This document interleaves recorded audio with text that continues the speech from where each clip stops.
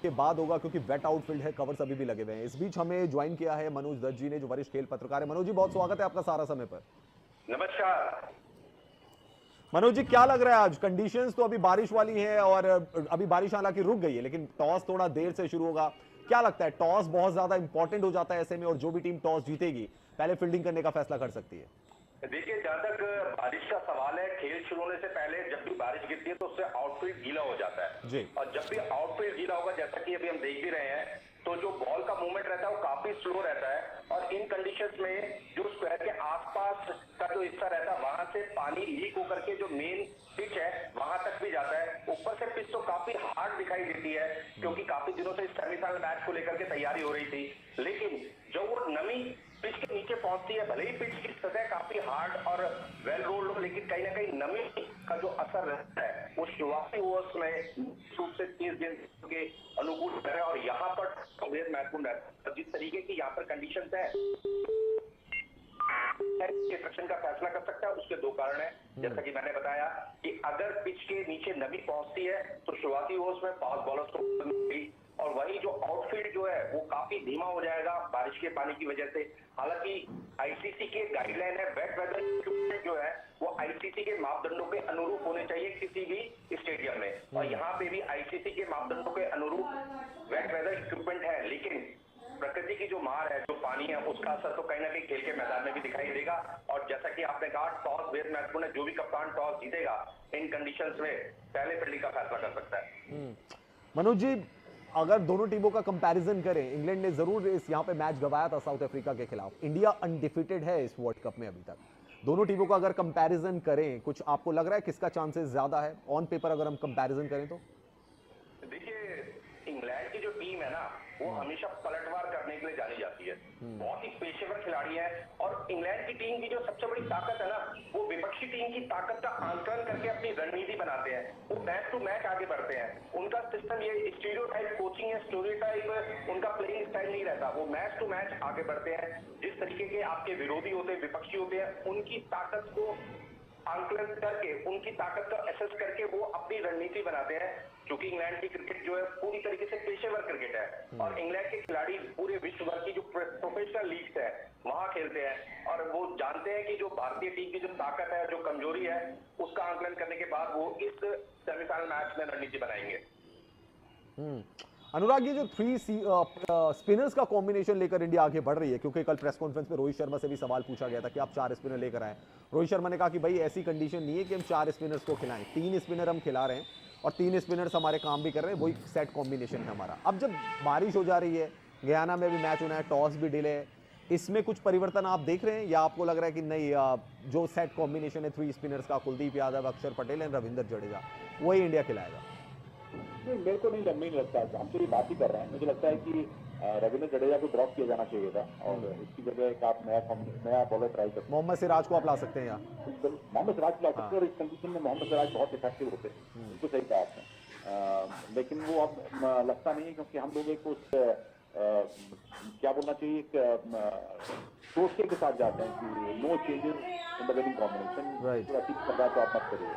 ये पूरा बहुत समय से चल रहा है, तो शायद मुझे लगता नहीं कि रविंद्र जडेजा को ड्रॉप करेंगे। ड्रॉप करते तो शायद एक लॉजिकल आता, लेकिन अब नहीं ऐसा। और ये अपने आप में थोड़ा सा चौंकाने वाला है, लेकिन उम्मीद करनी चाहिए कि बाकी जितने प्लेयर्स हैं वो ठीक ठाक कंट्रीब्यूट करें, और इस मैच में जो भी बड़ा है। वैसे कहा जा रहा है कि संभवतः, मैं बहुत से प्लेयर्स को सुन रहा था कि भारत का जो बॉलिंग अटैक है वो संभवतः थोड़ा बहुत कमजोरी, जो इंग्लैंड का जो मिडिल ऑर्डर है, राइट हैंड कॉम्बिनेशन वाले भी हों या कुछ और भी हों, उसको थोड़ा एक्सपोज करने की कोशिश कर सकता है। अगर ऐसा हुआ, थोड़ा अगर आपका मान लीजिए आपको पहले बॉलिंग मिलती है, तो थोड़ा अगर आपको और एडवांटेज मिलेगा, इस सबका फायदा उठा की कोशिश की जा सकती है। और बहुत से लोग चाह रहे हैं कि हम पिछली हार का बदला भी नहीं है। मनोज, आपको लग रहा है कि क्योंकि ओवरकास्ट कंडीशंस हैं और रेन का भी मतलब आंख मिचोली चल रही है, ड्रिजल हो रहा है, अभी भी आउटफील्ड गीला है, क्या इंडिया बदलाव कर सकता है, यानी कि एक पेसर जो आपने न्यूयॉर्क में किया, न्यूयॉर्क में आप मोहम्मद सिराज को खिला रहे थे, कुलदीप यादव को नहीं खिला रहे थे। Then comes West Indies, West Indies में आप आए, आपने कुलदीप यादव को ऐड किया, मोहम्मद सिराज को हटा दिया। सेमीफाइनल है, क्या आप कुछ बदलाव करेंगे, या जो कप्तान का साइक होता है इंडिया के अंदर कि हम विनिंग कॉम्बिनेशन के अंदर बदलाव नहीं करेंगे। 2003 में सौरव गांगुली दिनेश मोगिया को खिलाते चले गए, चाहे उनकी परफॉर्मेंस थी या नहीं थी, क्योंकि उनका मानना था कि हम जीत रहे हैं, हमें कोई छेड़छाड़ नहीं करनी है। तो यही साइक आगे बढ़ेगी, आपको लग रहा है कि कंडीशंस देख के भी सेमीफाइनल मैच है, कुछ बदलाव करें हम? देखिए, भारतीय टीम की जो स्ट्रेंथ है वो है वेरिएशन, और जो ऑलराउंडर्स की जो मध्य क्रम में मौजूदगी है, हार्दिक पांड्या, रविंद्र जडेजा, अक्षर पटेल, शिवम दुबे, अभी तो पूरे विश्व पे शिवम दुबे को आजमाया ही गया है, वो भी मध्यम देशियों की गेंदबाजी करते हैं।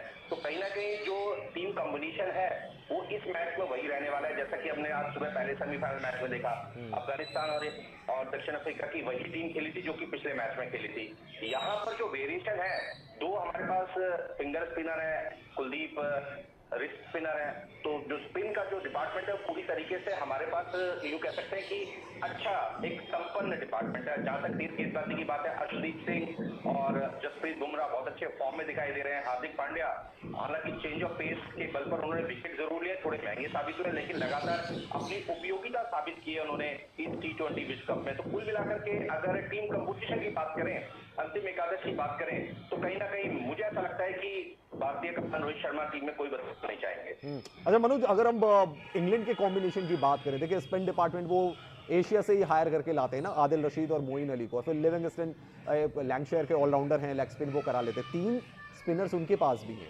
और अगर बात की जाए पेस कॉम्बिनेशन की, तो जोफ्रा आर्चर हैं, रीस टॉपली हैं, मार्क वुड हैं और सैम करन हैं। तो बॉलिंग वाइज अगर हम देखें तो कॉम्बिनेशन इंग्लैंड के पास भी काफी तगड़ा है। बेशक जोफ्रा आर्चर फॉर्म में नहीं है, लेकिन उसके बावजूद भी उनके पास पेस बॉलिंग में स्पिन का अच्छा कॉम्बिनेशन है।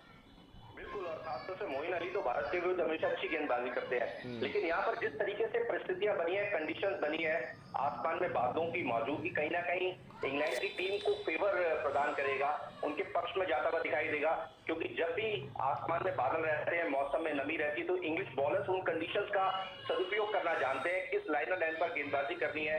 तो इंग्लैंड की टीम और कंडीशंस कहीं ना कहीं आपस में बहुत ज्यादा मेल खाएंगे इस सेमीफाइनल मैच में, अगर आसमान में बादलों की मौजूदगी रही तो। अच्छा अनुराग, एक कंसर्न रोहित शर्मा के बारे में बोला जाता है कि लेफ्ट आर्म बॉलर को खेलने में बड़ी परेशानी हो रही है, शाहीन शाह अफरीदी उनको बड़ा डिस्टर्ब करते हैं। पिछले मैच में तो उन्होंने दिखाया, मिचेल स्टार्क के खिलाफ ताबड़तोड़ शॉट्स लगाए और बोला कि ऐसा कुछ नहीं होता, ये लेफ्ट आर्म बॉलर्स के खिलाफ मुझे कोई प्रॉब्लम नहीं। यहाँ पे भी अगर आप देखें, 2 अच्छे स्विंग बॉलर मैं कह सकता हूँ, रीस टोपली एंड सैम करन, दोनों लेफ्ट आर्म बॉलर हैं। आपको लग रहा है कि कुछ कंसर्न रहेगा इन कंडीशन में इंडियन बैटर्स के लिए, खासकर टॉप ऑर्डर के? आपको जब उस पिछले वाले मैच में जब ऑस्ट्रेलिया के खिलाफ खेल रहे थे, तो बहुत से लोगों ने कहा था कि मिचेल स्टार्क एक इफेक्टिव बॉलर हो सकते हैं to contain Rohit Sharma, because Rohit Sharma sometimes cross खेलते हैं, जब भी शॉर्ट ऑफ गुडमैन बॉल या गुडमैन बॉल जाती है, और अगर की लेफ्ट आर्म है स्टार्क तो उनकी बॉल नेचुरली वो बाहर निकलती है। जब नेचुरली बाहर निकलेगी और अगर आप उसको क्रॉस करोगे तो समटाइम्स आपके बॉल का मिडलिंग नहीं हुआ तो आप बॉल खड़ी कर सकते हो, या फिर स्पिक हो जाता है, या फिर आप गली में या फिर पॉइंट में आप पकड़े जाओगे। लेकिन उस दिन विराट कोहली ने न सिर्फ उनको सबसे ज्यादा पीछा धोया पूरी तरह से, बल्कि रोहित शर्मा ने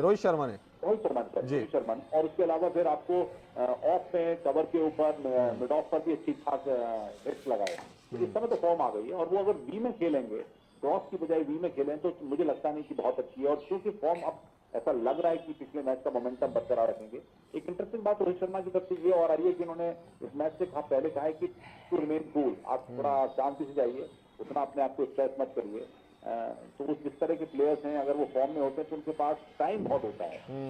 तो अनुराग, इस बार ऑफिशियली आ गया कि टॉस हैज बीन डिलेड। अब ये कितना डिले होता है और कब ये मैच शुरू होता है, इसमें थोड़ा टाइम लगेगा। तो अब देखते हैं कब मैच शुरू हो पाता है और एक्चुअल में कब टॉस हो पाता है। हालांकि बारिश नहीं हो रही है, लेकिन वेट आउटफील्ड है और पूरा कवर्स भी लगा हुआ है। खैर, हमारे साथ अनुराग जुड़े हुए थे, हमारे साथ मनोज जुड़े हुए थे, आप दोनों का बहुत बहुत शुक्रिया। फिलहाल इंडिया मांगे वर्ल्ड कप में इतना ही। देश और दुनिया की बाकी खबरों के लिए देखते रहिए सारा समय, सारा प्रणाम।